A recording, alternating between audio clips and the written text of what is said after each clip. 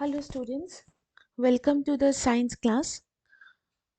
Today we will start the question answer from the awareness from a new chapter, that is the chapter number 14, that is water. So today in the class we will discuss 10 questions which are all from the awareness. Okay, so let's start. First is the what name is given to the activity in which rainwater is made to percolate into the ground efficiently. While, if you can remember, while discussing about the rainwater harvesting, I had already told that is during the activity when the rainwater is percolating into the ground, it is can be possible by the process which is called as the rainwater harvesting. So during the or by the rainwater harvesting process, the water or the rainwater it percolates into the ground with efficiency. Next question, what is the main purpose of rainwater harvesting? Now so far we are, I mean, always we tell the word rainwater harvesting, but basically for what reason we are so very much interested in this process? The main purpose of the rainwater harvesting is to hold the rainwater on the surface of the earth. Now you can ask me the question why it is necessary to hold the rainwater on the surface of the ground or surface of the earth. As you already know, that is rainwater is the only and ultimate source of the fresh water on the earth. Although the earth structure three parts by weight of what like it is filled up with the water, but now those water are saline water, and saline water or the ocean water cannot be utilized for carrying out daily activities or different actions.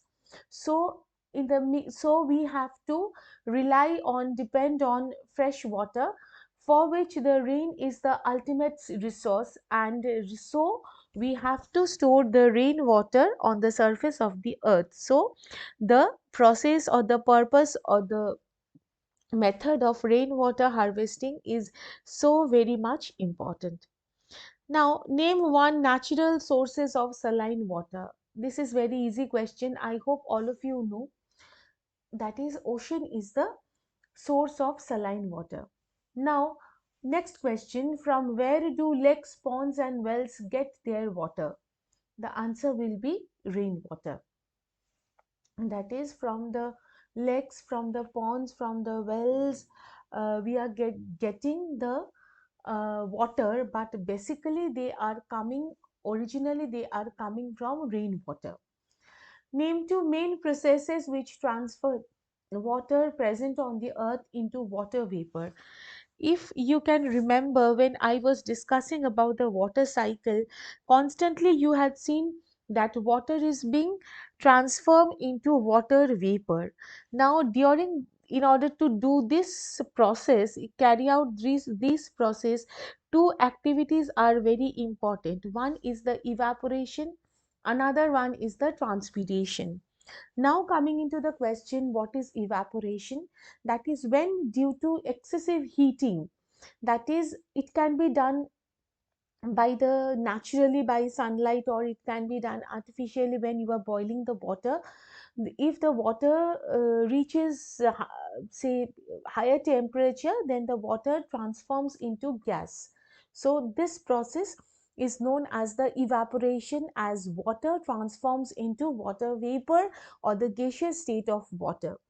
And another process is known as the transpiration, that is the process by which the excess water of the plant is um, leaves out through the leaves of the water, the leaves of the plant, or the stomata which is present on the leaves. Through the stomata, the water in the form of water vapor, they leave out in the atmosphere. This process is known as the transpiration. Okay. Next is, Name a solid state of water and the gaseous state of water. So, solid state of water, I think all of you know what is this? This is the snow. And the gaseous state of water, what is this? This is the water vapor. Okay. So, the solid state is the when the water solidifies or it freezes, it forms the snow. Whereas the when the water turns into gaseous, I mean the water vapor, this state is known as the or this is the gaseous state of water. Okay. Next question is, how are the animals which are living in the soil affected if it rains heavily? Now, when there is heavy rain in the soil, when the animals are living in the soil, they take up the air or the uh, oxygen which is required for their breathing from the soil. But during the heavy rain, the soil is covered with the rainwater.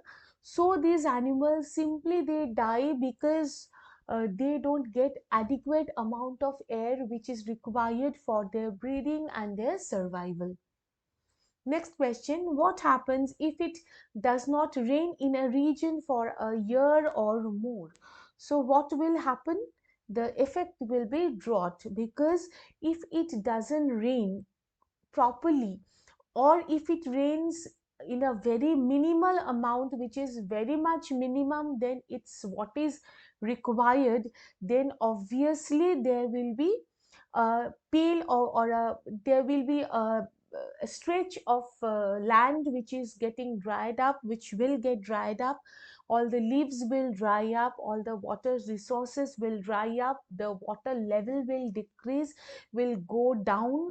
So the plants will not get the sufficient amount of water, people will not get sufficient amount of water, and the crops will dry and ultimately will die. So this type of condition situation is known as the drought. Next is, what is transpiration? That is, it is the loss of water by the leaves of plant is called transpiration. That is the just now I had told you the definitions of the transpiration. That is the excess water which gets evaporate, I mean which gets or which leaves by the plant through the stomatal pore. And then why water is used in the car radiator? Because of the purpose of so that the engine of the car remains cool.